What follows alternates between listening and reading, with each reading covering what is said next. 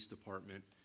So the mayor stated earlier about our police officer, and I got to be honest with you, yesterday I felt like I got kicked in the groin when I was advised that one of our officers had tested positive for COVID-19. And we obviously are very fortunate. We have outstanding leadership in our police department as well as in our city, and we had already prepared for this, so we had a process in place. So when that stress level goes up, obviously one of the first things we want to do is make sure that we're supporting that officer. One of the first things I did is I actually got on the phone with our police officer, and I wanted to hear his voice, and I wanted him to hear mine. I want to tell our Long Beach community that he is doing well. He is in good spirits. But like, if you can imagine, if you get told that you tested positive, there's going to be some anxiety and there's going to be some fear. And he was no different. But he is resting at home. He's following his doctor's orders. And he is expected at this time to make a full recovery, but we'll absolutely keep an eye on him. One of our other priorities, working with our partners in the health department, is to, as we're doing with everybody who gets a positive test, is to try and find out who they came in contact with. And I can't say enough about our health department, our doctor, our employees. When I was conversing with them on the phone, they understood the priority it was not only to get this officer tested, but to figure out who had been around him. So one of the first things we did is we came in contact with the officer's partner and spoke to him, and we have made sure that that he's quarantined, that he's safe for the next 14 or so days, and he is in good spirits. I've spoken to him, and I can't say enough about these officers and their attitude just towards life. They're amazing people. For police chief, it's important not only to contact the employees, but to reach out to all of the employees. So we immediately, after contacting the employees, we got on the phone. And today, I'm used to when there's a crisis in the police department, you go out and you get everyone together. We can't do that today. We're in a different environment. So my staff put together what was like a conference call, and we immediately got as many employees from both the West and South Division patrols. That's where this officer is assigned. And not only told them the most updated information that we had at that time, but gave the employees an opportunity to ask questions, to engage not only myself, the assistant chief and several deputy chiefs and other key executive staff members to answer their questions. And ladies and gentlemen, there are a lot of questions.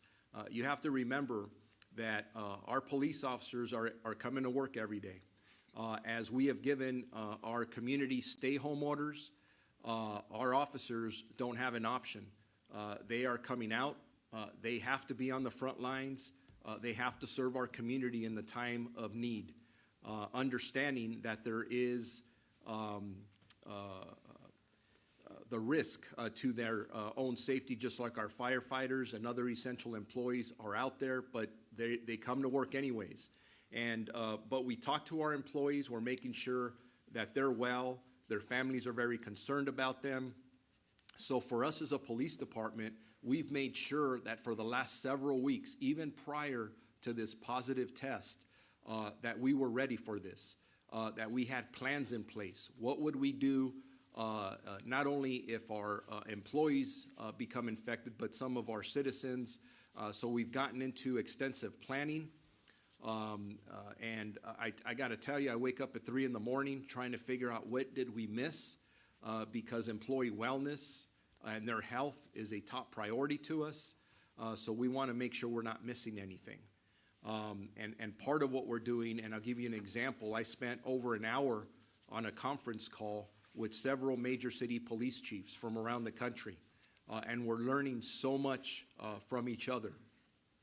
We're finding out what works, what doesn't, and one of the people on the phone today was a commissioner of the New York Police Department, and to listen to what they're going through right now is actually very amazing.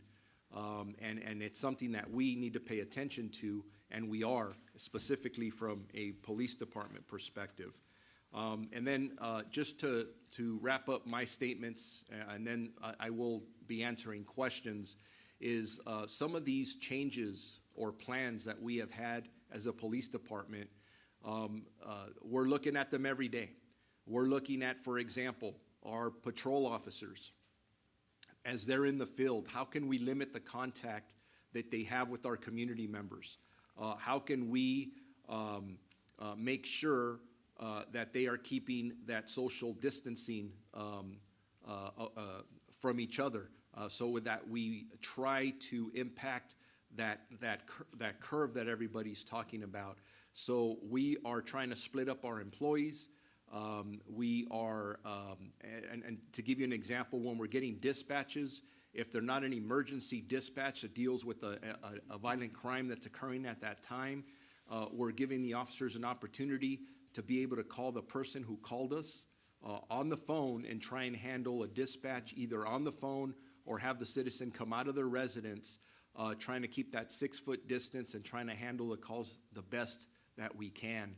There's a variety of examples I have of things that we're doing, and not only things that we put in place now, but just leaving the station now, I have an extraordinary team that's looking at other ways of trying to find mechanisms to keep us separated from people as much as we can. I'll be here to answer any questions that may come up. I'd like to introduce, I'm sorry, I'm going to turn the microphone back over to Mayor Garcia. Thank you. Thank you, Chief. And again, we're always have all of our police officers and firefighters